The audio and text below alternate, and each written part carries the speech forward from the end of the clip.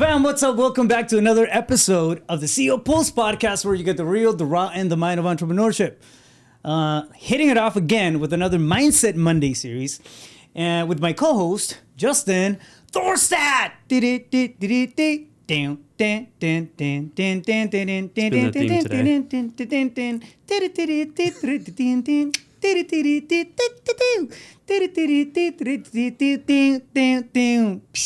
That's the longest one yet, man. We're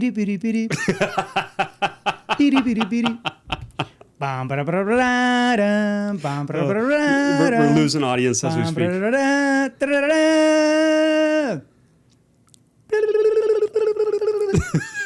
Nailed it. These are all inside things from before hitting record. I don't know, man. I woke up feeling the Mario vibes. In a mood? Yes. That was very transformational for me. Which takes me to our topic of the day, which is the 4 steps to transformation. Okay. Yeah. How are you doing, man? Good to see you. I haven't seen you in a couple of weeks. I know, right? We missed 2 weeks? Yes. Yeah. Yes, I was having withdrawals. I don't like that. I know, me too. Like, it really sets the tone for the week. Yeah.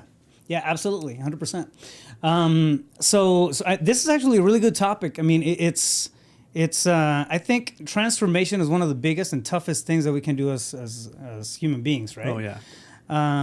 We get so fixated on growth sometimes that we almost take it as this pragmatic thing that has to be done based on checklists and you know, action here, action there. But transformation, I think, goes a lot deeper. It goes way far, far beyond the regular day-to-day stuff that we kind of improve upon on a regular basis.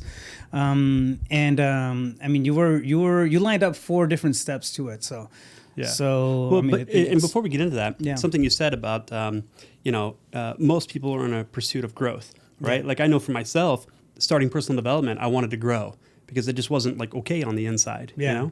And what I've come to realize, and, saying this so it could potentially save some people a lot of time and effort and struggle and suffering, is like,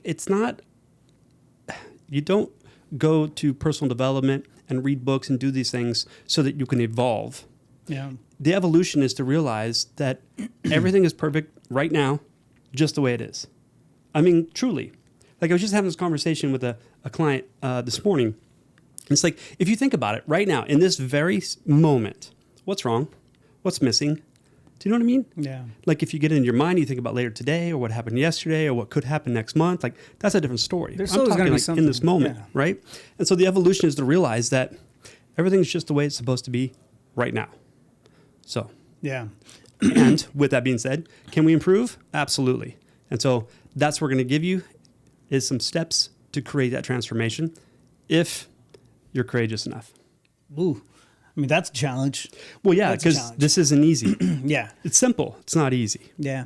Transformation, I mean, it's again, it goes beyond the regular. I think it calls for a different level of us, right? Yeah. Well, that transformation, and that's why we say transformation, not the word change, is because if you think of it like metamorphosis, a caterpillar goes into the cocoon, and it liquefies and then turns into something more beautiful, right? Yeah. So transformation is really kind of a destructive process. It's taking the old model, deconstructing it, and creating something new. Like, whoever's excited about that, you might need to be medicated. No, you know what I mean? Like, it's a destructive process. It really is. And you may experience some pain in the process before it becomes beautiful. Destruction of the old self, right, and into this brand new version of us that we wanna pursue. It kind of reminds me, right? Eagles turn 40 when they hit right around the age of 40, and they go high up in a cave, and then they just sit there, and they practically start decaying to a point where they die. I mean, not literally, all the way through, but they lose the feathers, lose the beaks, and then like this, they just kind of implode, right? But then there's a rebirth, there's a transformation when they rise back again, and it's like the second, half of the eagle's life where they become better hunters. Now they have experience, they have everything. Yeah. But it's a painful process. right? And I think not just metaphorically. I mean, I think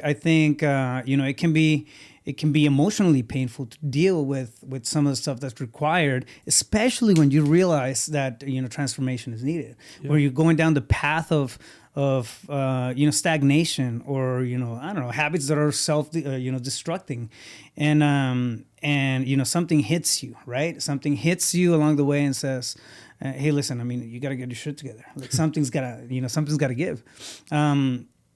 So, not to oversimplify, but I think, the 4 steps that you laid out here, I mean, they make a lot of sense, right? Which is the first key, or the first key point of even tapping into the concept of transformation, of where we're at to where we want to be, right? Is to become sick and tired, right?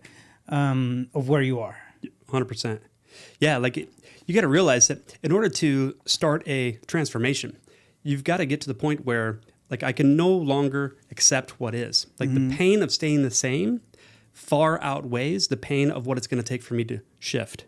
Because that process isn't easy. Your mind, your body, that have been conditioned with this old way, they're going to fight, scream, kick, claw to keep their survival. Yeah. And here you are wanting to recondition. They're not going to go easily. And so it's going to take a lot from you. It's going to require a lot. And therefore, you've got to get some emotional leverage to associate too much pain to stay the same. Well, I mean, we move towards pleasure away from pain, right? It's kind of like one of the baseline triggers that we had psychologically. And I think understanding that either life is passing you by, or there's opportunities that you're losing on a regular basis. I mean, you name it, right? Something's gonna call for it. That the trigger is going to be big enough for you to want to make a move. I mean, we see it. We see it on the professional side. All the time. I have friends and who are highly successful in their professional life, but their health is out of whack. Yeah. Extremely obese and that sort of thing. And then one day something hits them. Change has to happen. Yeah, like a heart attack. Yeah, exactly. Mm-hmm. So. And I mean, that's just an example to kind of paint the picture, right? But something has to trigger you to want to change. You have to become tired, and it's got to be more painful to stay in that space that you're in, than to put in the work, to actually put in the dedication, actually make the commitment, right, to change. The interesting thing is that it doesn't always happen. I don't feel like we don't have to wait for that thing to happen, right? we can actively or proactively begin to change our construct of things, begin to desire something else, so that it becomes painful. Where we stand if we're not moving towards that goal. We're not aiming to strive to make that change or that achievement, and we start feeling like we're losing daylight, we're losing life just by staying stagnant. That to me didn't used to be painful. Now it is. Yeah. If a day goes by when I feel like I didn't either enjoy myself or enjoy my family or made progress at work, impacted somebody's life, it feels like I'm wasting my life away. Oh yeah. It's painful. Yeah. And the truth matter is, it's not true, but it sure feels like that way, But what you said, it keeps moving me, pushing me forward. Yeah, right? Absolutely. So I mean, really, there's only 2 motivators, the way I see it, anyways. This is the world according to Justin: either desperation or inspiration. And most people wait until their situation becomes so bad that they have no other choice. They must shift. And, like the heart attack or the stroke, or, the person leaves the relationship, or something catastrophic to you occurs where you go, okay, it's me and I must be different. Triggers. So, but the key is okay, wait a minute. If I wait until that catastrophic event happens in order to transform, and when I do, I realize that I'm capable, then why am I waiting? Yeah. Exactly. For what? For things to get so bad that you have to? Yeah. Now listen, you can invest energy and move away from what you don't want, right? I'm being forced. Or you can direct it moving towards what you do want. So obviously, moving towards what you do want, inspiration, is going to be the highest and best. But yet here people are just kicking back, waiting for things to become so bad that I have no other choice. But again, why wait? You're burning through this precious beautiful thing called life, and you don't know how much more of it you got. Change your context, right? And I feel like when you start looking at the possibilities, it's not that, it's really, bro, if we want to simplify it, it's a matter of dreaming. I mean, we have a life, that we're sitting in right now, right? This is the real world around us. Yeah, we're and live. we actually take the gift of dreams and we apply it and mix it in with all the pragmatism that we go through on a daily basis, everything that we go through at work, and I don't know, sprinkle some dreams here and there. Like your ability to want more, I think it's almost organic. And that's where we sleep. I feel like a lot of times, as a society, we're sleeping through the possibility of dreaming, which can trigger all this stuff, right? If your dreams are big enough, or they're exciting enough, or enticing enough, like, do you think you really are gonna want to sit stagnant, just sitting there and not going through the same loop every single day? Like, I think part of the problem, though, painful. absolutely. Yeah. Part of the problem, though, is that like everyone's had a dream at some point. Like, look, I do believe that our spirit, soul, whatever you want to call it, is always for like fuller expression and expansion. It always wants more. Yeah. And not in a greedy way, like there's not enough, like lack or scarcity, but simply in a matter of it's limitless, it's boundless, it's energy. And so, of course, it's always multiplying. We always want more. However, at a young age, everyone had a dream, a vision of something that they were going to be when they grow up, something that was pulling them forward. Yeah. And for whatever reason, that got squashed. And they put some dirt on it. And day by day, more and more dirt until it's just buried. And now people are just looking around for something that's pleasureful, stimulus, and Instant instantly, gratification. yeah, so that they can feel better about themselves. And it's like, okay, so you're looking for a dopamine hit, but did you know that you can create that on your own? And that dopamine hit actually propels you forward to go create something beautiful. Yeah. So it's like instant gratification or effort. Mm. And I didn't say hustle and grind, I said effort, because it takes effort to sit down and recondition yourself. But all it requires is an image and a feeling. And you combine those two and you practice it and rehearse it. You're reconditioning your state, your mind, your body to behave in a different way that's in alignment with what you truly desire. Well, that's effort. That, and also takes courage, right? It takes courage to want more, and be okay sitting down with wanting more. Yeah. I feel like I know it may sound like such a simple thing, or almost maybe a silly thing, but it's principle number 2. You have to be courageous to increase your expectations, right? Yeah. And elevate your minimum standards. 100%. If you want to become a better person, you can't settle for the stuff that you were settling before. Yeah. Like we have to elevate our game. What does that mean? We have to elevate ourselves, our responsibility, our discipline, our care, our love, our commitment, everything, is in that same elevator. Well, 100%, man. And so, a lot of people are like, okay, well, I'm just going to raise my ceiling. And it's like, that's cool. Yes, shoot for more. However, what about the floor? You know what I mean? Like when you raise your minimum standard, your bare minimums of what you're willing to accept from yourself and tolerate from others, like you raise that floor and man, everything rises. What is that? When the tide rises, all boats lift or something. You know what I mean? It's like, man, you elevate everyone else around you when you do that process and you feel better. But it does take courage. And to just remind everybody, courage is not the act, if you will, of being fearless. It's about feeling the fear and being scared, but moving forward anyways. Doing it taking anyways, action. Yeah, like why do you... Like, so many people are making choices, big choices, off of how they feel in that moment of the choice. And it's like, oh, great. So you're allowing your body to run the show. Your mind, not who you are, the thing you have, who never gives you great advice, it and your body are determining those big decisions because of how it feels. Or, and I'm not saying like intuition and feeling into it. I'm talking about in the moment, the mood that you're in. And like, that's why so many people have such mediocre results. Yeah. It's because they don't feel inspired. They don't raise the floor, their standard for themselves to like realize that I'm in here and I'm deciding. I take control, true choices, things that are in alignment with me and what I want, and fuck my feelings. So that takes me to another thought here. I was doing a coaching call earlier with a student. We were talking about belief.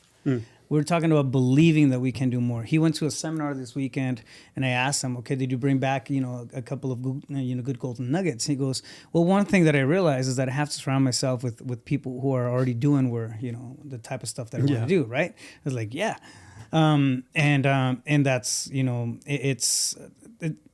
lot of times we miss that, and I know I missed it for years. Right? So that's one, right? But then we get into this state of planning and kind of raising the ceiling, like you said earlier. And okay, I want to do more. I want to make more money. I want to whatever, right? And you have this blueprint almost laid out, of this roadmap. You can get to a point where you plan out the actions and everything makes logical sense. And maybe you have the commitment, you have the willingness to do everything and try it out, but the belief is off. Yeah. The belief is off. It's gonna be a grind. Exactly. So that's a lot of times that can be the challenge, right? But that's also part of it. It's a part of adopting that emotional buy-in into this transformation that we're looking for. We have to be clear on not just the results, but the person that we want to become. What does that look like? Right? What does that type of personality demand? And we have to embrace with all our heart and our feelings that we can become that, right? Yes, totally. So here's the deal. Like, most people want a bulletproof, solid plan before they even get into action. Yeah. And that's because they're putting their faith in the plan. And it's like, don't you realize if you've never done this before, you've never experienced it, how the hell do you know what it's going to take? Yeah. And like, you're going to learn real fast that your plan, it looked good on paper, but it's not applicable 100%. And so you got to pivot. You got to course correct. You didn't take into consideration this like obstacle and all these different things. And you got to change your plan. And then that's when people give up. Why? Because there's no belief.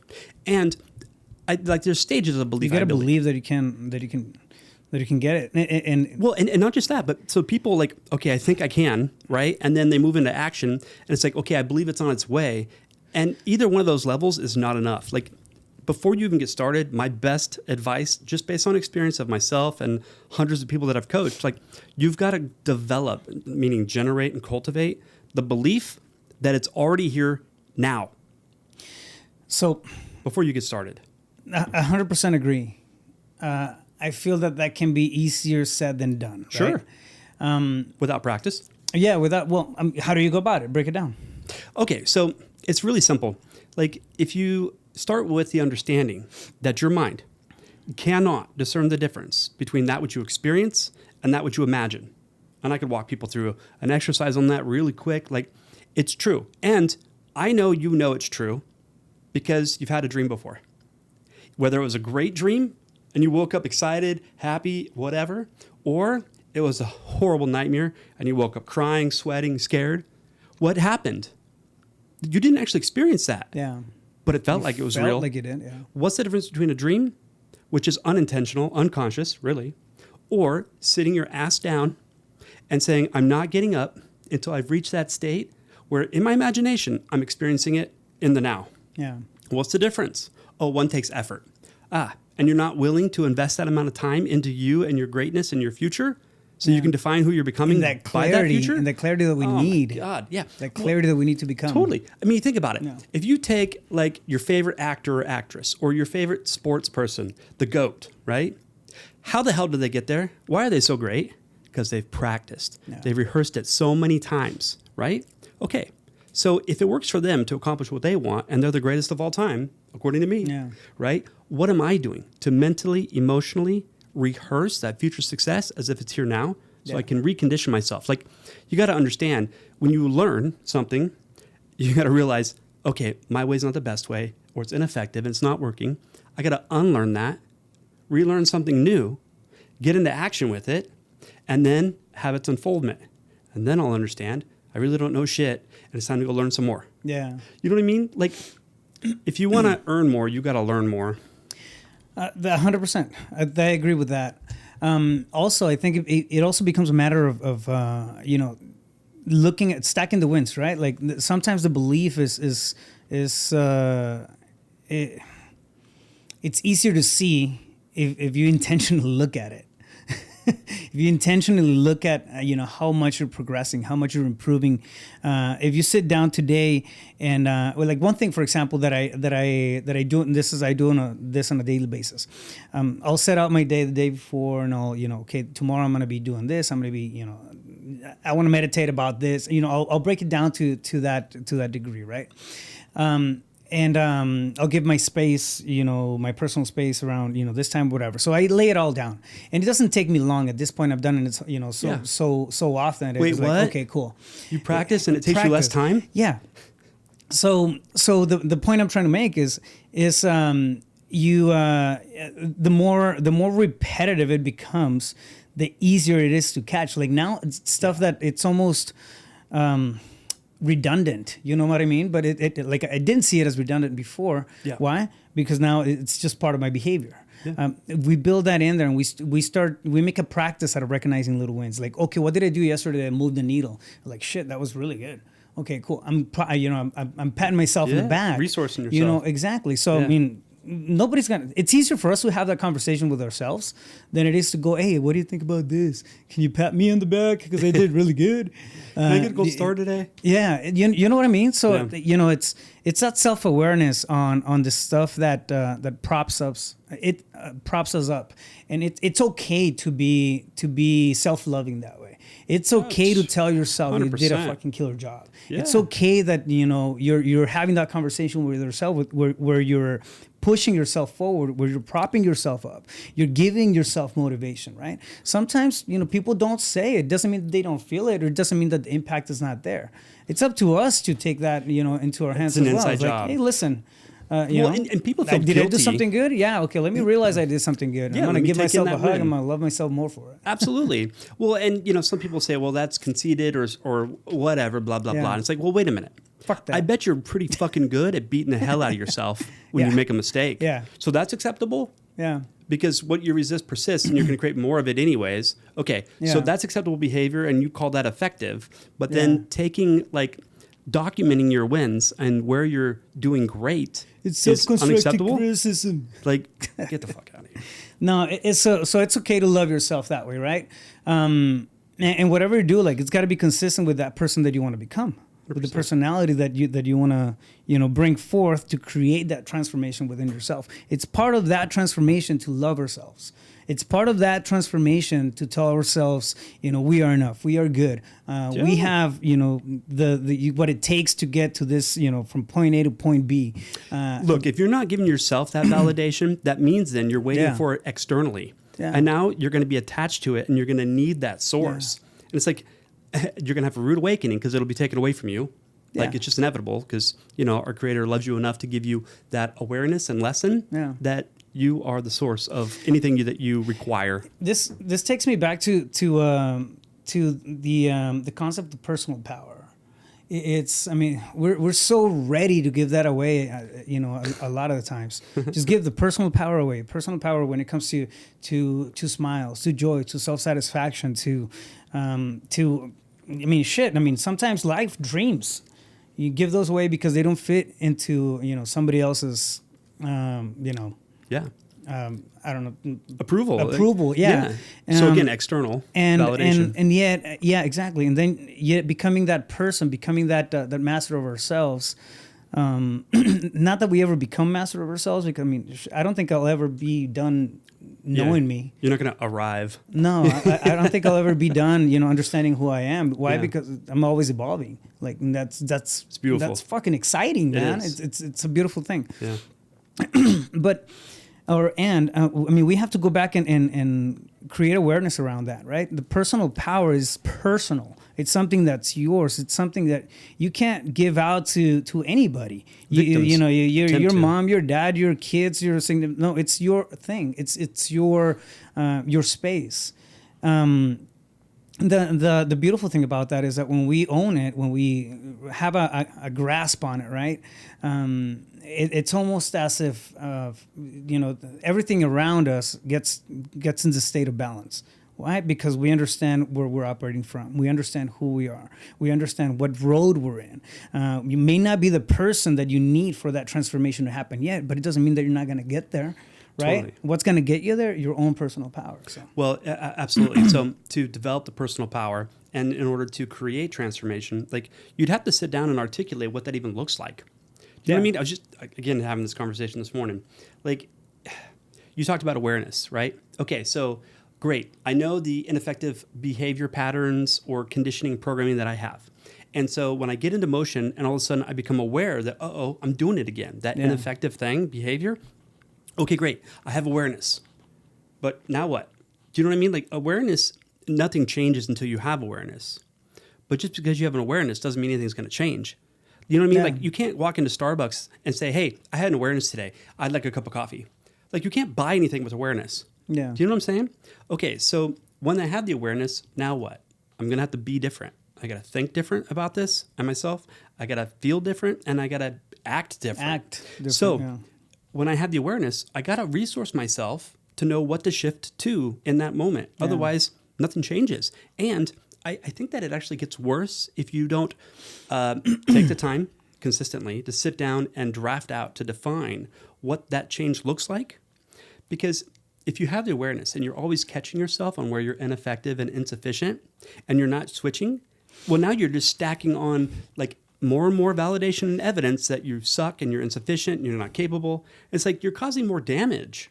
So to sit down, rule number 3, consistently and refine that, define that. Like it's always evolving, right? Yeah. Because who you think you want to be today, like is going to change tomorrow. You know, one thing that I like doing, I have, I don't know, journal after journal after journal. I have dozens of them at this point. And I like going back to like the really old ones. And I'll see what I wrote, and it's like, what the fuck was I thinking? Yeah. But in the moment, you're like, oh my God, this is profound. It felt like I'm on fire. But it's a beautiful progression, I think, right? It's an evolution. It is. I mean, it's going into this, or growing into this bigger, better version of me. I mean, I like to think so. So, but yeah, and once you have that, once you have the idea, and you realize that that transformation, if you want it, it's doable, and you have the ability to move from where you're at to this ideal space of what you want to become, and you don't take action, you're gonna feel guilty every single day. Oh yeah, you're gonna feel. It's kind of like the person who signs up for the gym. Now they signed up for the gym, they're super excited day 1, and then day 2, maybe they went. Day 3, they didn't go.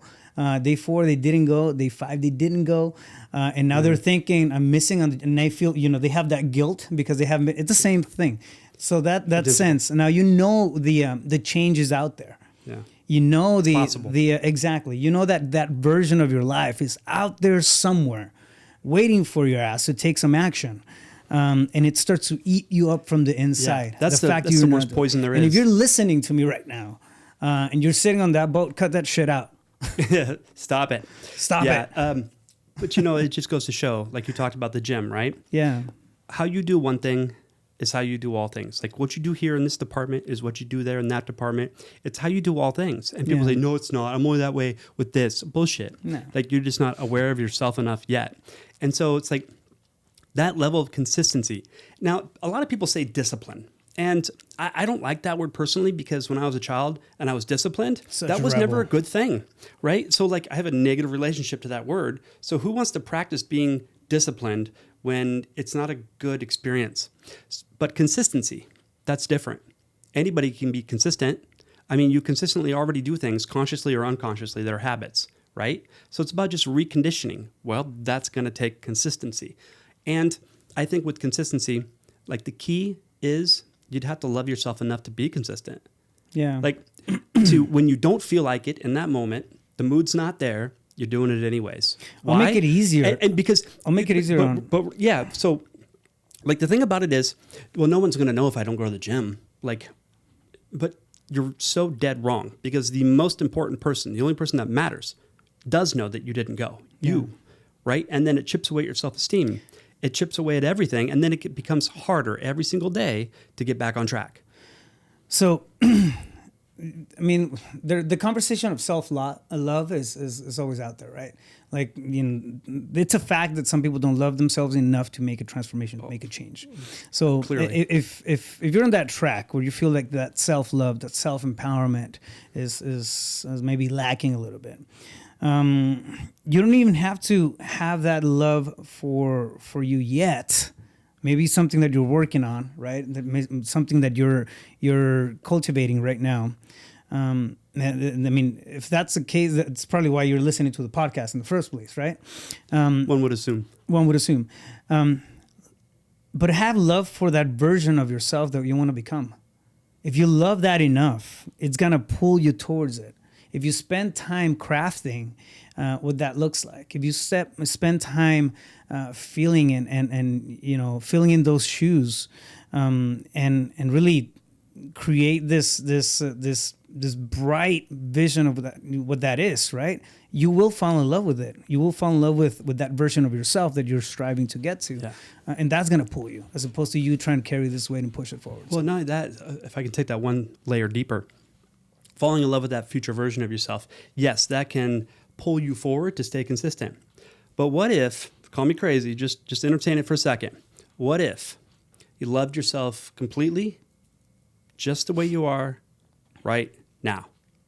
Right now, like, and people go, no, I can't. I'm overweight, I'm broke, and da-da-da-da, like all these problems. Like, I know, you're in resistance to it, and you want more, and it's not working. No. Like, if you love yourself just the way you are right now, and then you also love that future version of you, that improved version, well, you could take a look at it like, I don't have to do that because I love me already the way I am.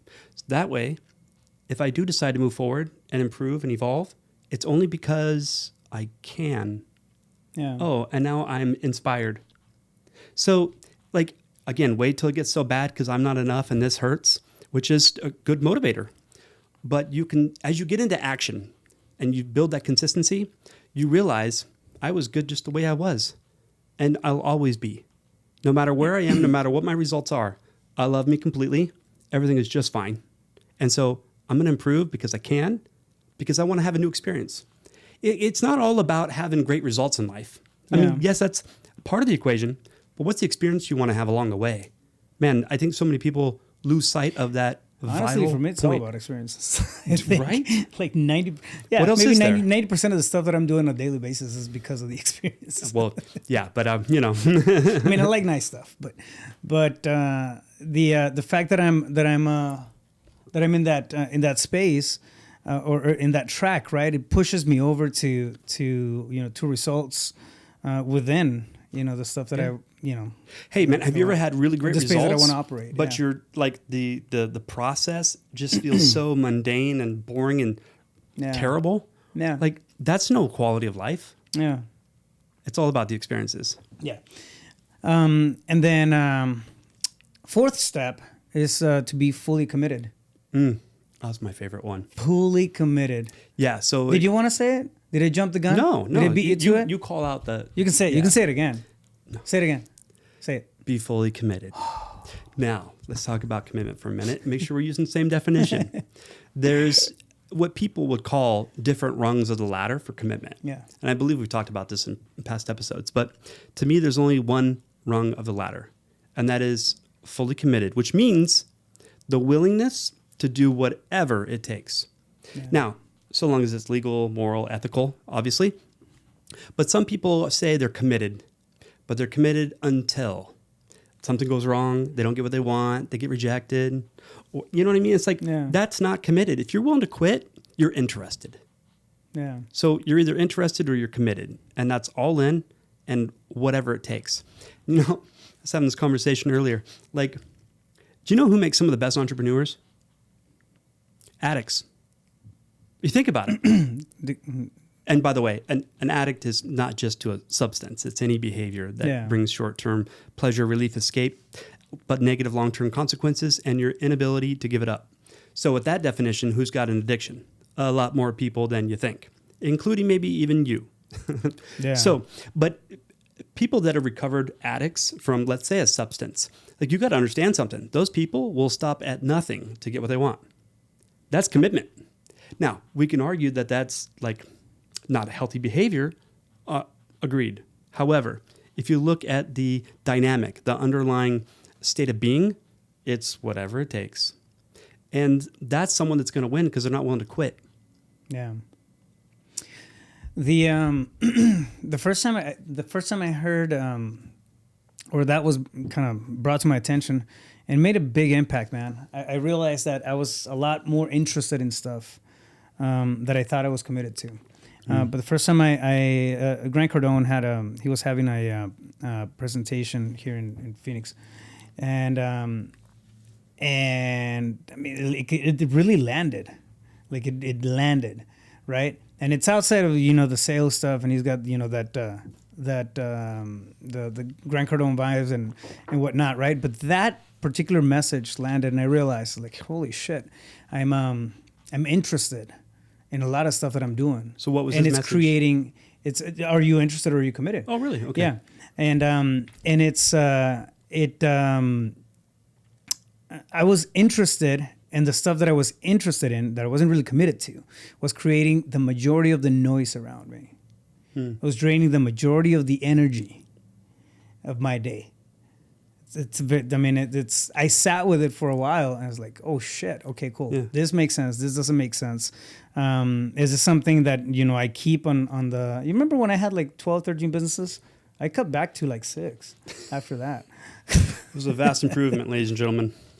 No, but there was a lot of stuff, especially if you have the entrepreneur spirit, right? Like totally. you want to start off, different projects, different things, and if you don't have the bandwidth, if you don't have the systems, the processes, or the like energy is it's a limited amount when you're not operating in your lane. True, and we're interested in more items than we are items we're committed to, and like, yeah, your serial businesses, and you said something like, because I started 5 startups at the same time, all profitable now. I think I inspired you. It's just something that made sense for the time. And anyways, like mental bandwidth, energy, like fortitude, resilience, no quit attitude, all these things. Like you don't know what you have available as those latent gifts inside until they're demanded of you. Yeah. So people think, oh, I couldn't do that because what the hell do you know? Have you ever tried? Have you ever gone for it? Like committed all in, like jump off the cliff, only then will the parachute open? Or are you still sitting on your couch watching Netflix interested? 100%. You know, one thing that also happens is, I don't know if it's a side effect of it, but of commitment, but things will actually stick. So what a concept! What a concept! No, so here, like, hear me out. On a lot of stuff that I was kind of interested in making work, right? And I'm really taking a professional lane here, but this goes across the board on relationships, on personal stuff, and it's the same thing. If you're committed to your relationship, it's gonna pan out. If you're interested in it, it's probably not gonna. It's not. Yeah. So. So the stuff that I was interested in, I would have the biggest struggles just kind of getting it to move. Why? Because I was half-assing it. I mean, in reality, I would pay attention to it on a Tuesday and then forget about it and go back to it on a Friday, and then there was gaps, right? That's what I'm trying to say. And the stuff that I was committed to. I was there. I was consistent. I was just, going at it. Next thing you know, this thing takes up a life of its own, and it's going by itself. It's not me trying to push the thing. It's it pulling me. So now I'm trying to keep up with it. Why? Because there was a lot of front loading and a lot of fuel and energy put into it because of the commitment level. For sure. And it's stuck, and then things are, pan out right that way. But I think being committed is versus interested. I mean, it's not just in the bandwidth, right, portion of things. That's part of it, but also the energy, the results, the attention that we put into things. It's a total game changer. Like the quality 100%. Of life that you're gonna have if you focus on the stuff that you're committed to. It's gonna change dramatically. Yeah. Dramatically. But so the other thing is this: like when you take on the state of being of commitment, and you are willing to do whatever it takes to win, to succeed, legal, moral, and ethical. Yeah. What you find out, my experience anyways, has been when I take on that state and I move forward, I don't have to do whatever it takes. It's in my intention, my willingness it's already, to do so I mean, is what helps things unfold. Yeah, you're changing the, I mean, you're articulating it a little different, but at the end of the day, like it's already in your wiring, like it's in the process. It's not even a question, right? It doesn't. Well, and I'll say this: it's playing. It's already part of the part of the decision made. A lot of people, what we're talking about with commitment, they think, oh God, then I'm going to have to take from my family, take from my health, and take from all these other places to give it in here to be, willing to do whatever it takes. And it's like, no, wrong. Like, might there be some sacrifice at times? Yeah. Sure. But if you're not willing to sacrifice and be out of balance temporarily, counterbalance later, right? If you're not willing to sacrifice for the thing you want, don't worry. Then the thing you want now becomes what you sacrificed. Yeah. You know what I mean? It's like you get to decide. And just because we're saying you got to take on that state of being doesn't mean it's going to be like redlining 100% of the time, all the time. Yeah. It's temporary. There's bursts. It'll redline at points, but it's not going to. Totally. But I like what you say. Hustle and grind, it's not a long-term sustainable strategy. It's a season. And it's true. There's times you got to run. And there's times you're going to rest. Yeah. So can we just get on with it? 4 steps to transformation right there. Recap. Number 1, you must become sick and tired of where you're at, right? The pain's got to be bigger than the pleasure of staying in that space. That's 1. Number 2, you must be courageous enough to demand a higher, better standard of yourself. And others. And others, and stick to it, right? Real quick. I love this saying on number 2. Like, that which you tolerate, you cannot change. Yeah. What are you tolerating from yourself and what are you tolerating from others? Yeah. Like, time to raise that standard. You get what you tolerate. Yeah. Number 3, you must be consistent with that new persona, with that new personality that you're embracing. Yeah. How you think, how you feel, how you behave. If you're looking for a higher quality of life, you have to become a higher quality of human being. If you're looking for a life of abundance and a place of contribution, you have to be that abundance. You have to be that contribution, right? Servant. Yeah. Then number 4, you must be fully committed. You can't half-ass it. You can be all ass in. Yeah. Yeah. All of it. All of it. Not half of your ass. Yes. Both cheeks. Both cheeks. Bro. Good combo. Got a little weird at the end, but yes. I love it, man. I mean, I think it makes a lot of sense for me. So hopefully everybody else too. Hopefully everybody else. So, Justin, if somebody wants to get a hold of you, where's the best place to catch you? Yeah, JustinThorstad.com. Of course, social media. And as always, my cell phone, 602-348-8534. Fire. Awesome. Do us a favor. Make sure that you subscribe, you like, and share if you like the episodes and stuff that we do for you on a regular basis. Put it out there. Help us spread the word, right? If you want to get a hold of me, you can find me on social media at Rafael Cortez CEO. YouTube as well, at Rafael Cortez CEO. Shoot me a DM. I'm pretty active there. And I hope you guys like the episode.